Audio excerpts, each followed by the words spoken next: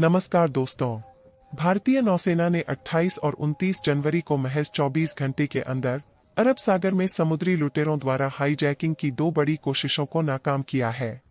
रक्षा मामलों से जुड़े अफसरों के मुताबिक भारतीय नौसैनिक युद्धपोत INS सुमित्रा ने रविवार को ईरान के जहाज FV ईमान को बचाने के बाद एक और अभियान में जहाज अल नईमी को सोमालियाई लुटेरों के शिकंजे से छुड़ाया। जानकारी के मुताबिक यह घटना केरल के कोच्चि के तट से 800 मील दूर अरब सागर में हुई। लुटेरों ने यहां ईरान के झंडे वाले जहाज और उसमें सवार क्रू सदस्यों को बंधक बना लिया।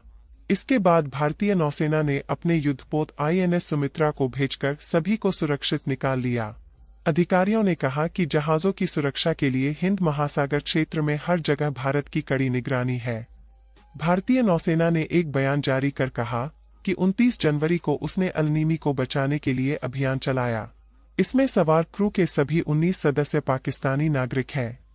मरीन कमांडोज ने इस जहाज को घेरने के बाद ऑपरेशन भी चलाया और लुटेरों के शिप से भागने की पुष्टि की। साथ ही क्रू सदस्यों के हालचाल भी जाने।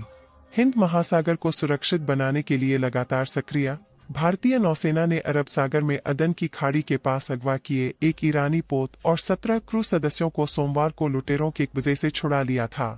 नौसेना के प्रवक्ता कमांडर विवेक मधवाल ने इसकी जानकारी देते हुए कहा, एंटी पायरेसी अभियान के तहत अरब सागर में तैनात INS सुमित्रा ने ईरानी जहाज से मदद की गुहार मिलने पर तुरंत प्रतिक्रिया दी और अगवा किए गए जहाज को बचाया गया।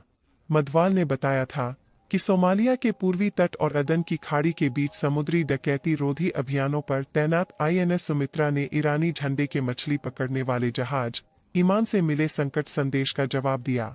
उसने अगवा किए गए जहाज को रोका और चालक दल के सभी 17 सदस्यों की सुरक्षित रिहाई के लिए समुद्री डाकुओं को मजबूर करने के लिए स्थापित SOP के मुताबिक कार्रवाई की।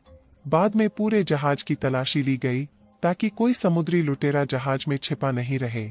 इसके बाद जहाज को आगे के लिए रवाना किया गया। कमांडर विवेक मधवाल ने कहा कि भारतीय नौसेना का यह प्रयत्न हिंद महासागर क्षेत्र को समुद्री डकैती मुक्त बनाने के भारत के संकल्प का प्रतीक है। हिंद महासागर में भारतीय नौसेना का कद और प्रासंगिकता बढ़ रही है।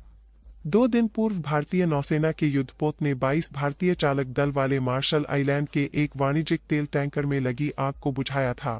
US सेंट्रल कमांड के मुताबिक अदन की खाड़ी में MV मार्लिन लुआंडा जहाज पर ईरान समर्थित हूती विद्रोहियों ने मिसाइल हमला किया गया था।